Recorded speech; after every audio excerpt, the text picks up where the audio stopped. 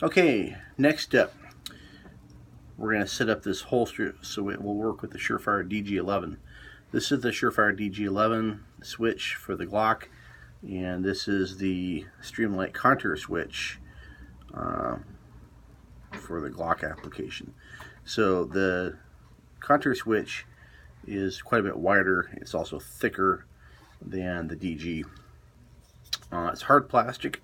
The rubber on the DG will wear through, and it's more of a cosmetic thing than anything else, but this holds up better. But we've broken quite a few of these tail caps.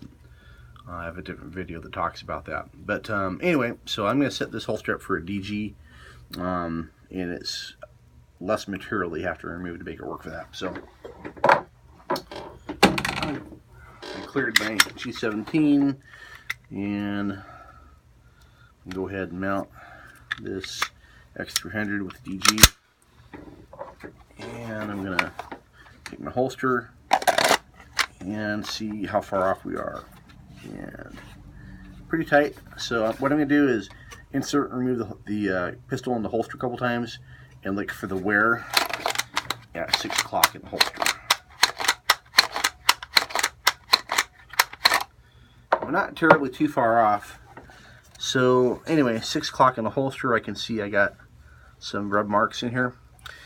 So what I'm going to do is a Dremel with a standing wheel, and you got to go slow and be careful. Don't remove too much material with this. So I'm going to go forward about 2 inches and remove some material from the Kydex.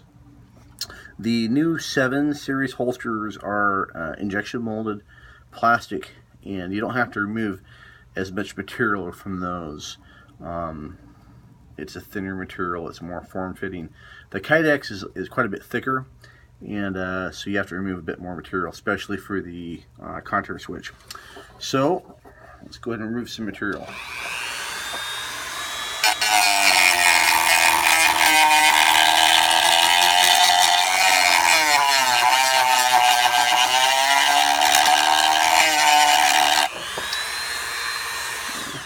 And then I'm going to put an edge here so it's not so sharp and chew up my rubber on my DG switch so badly.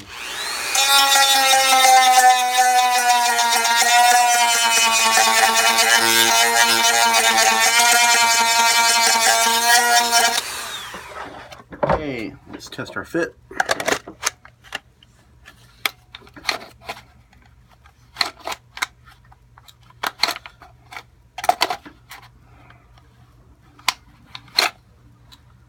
Okay, not quite there yet.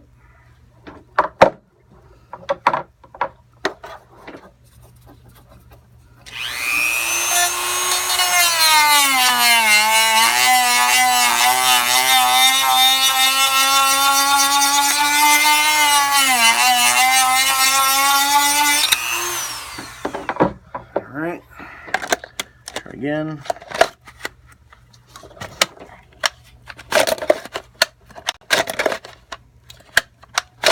Getting closer, and realize too that you don't want to make it to where it's loose. You want to have it a little bit on the tight side, because you are going to, with time, have some normal wear on that holster, and it'll wear in. Better to have it a little bit on the too tight side than on the too loose side when it's new.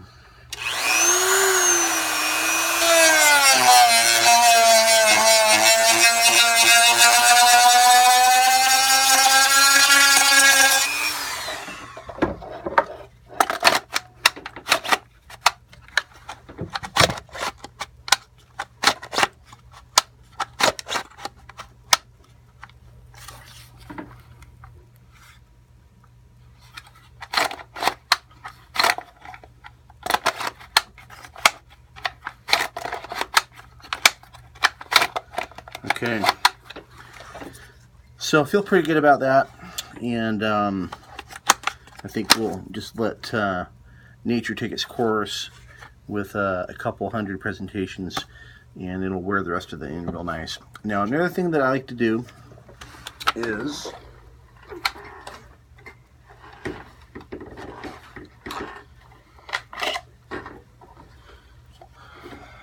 for a Crimson Trace laser grip. Here's the laser part of it, and you have to clear the holster for that. So on this particular holster, took away a little material right in here. So we're going to see what we got to do on this one. It'll be right in here. So let's go ahead and see what we got to do with this.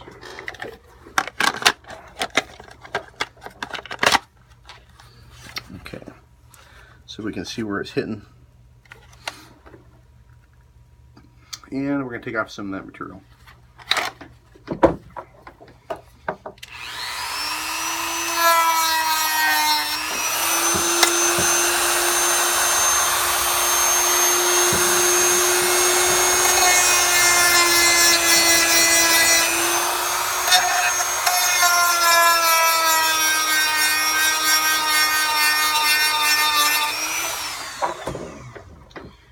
Like I said, go slow, check often. You can take a lot of material off pretty fast, so you don't want to take off too much.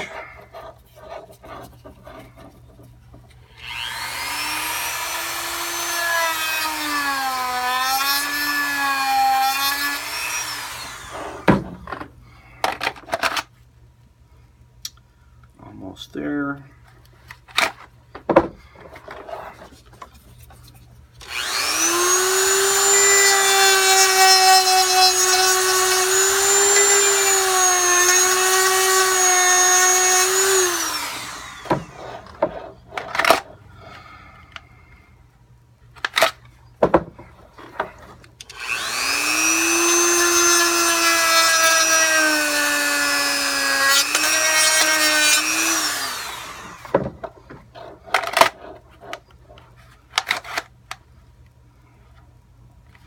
Okay, and last little bit.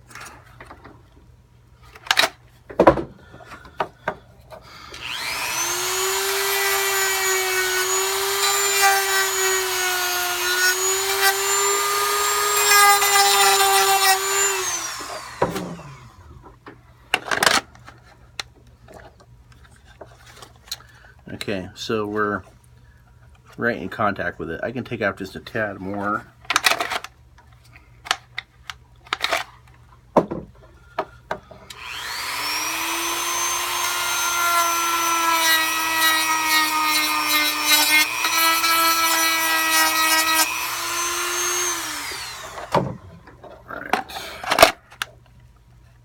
Okay, so there we are. We're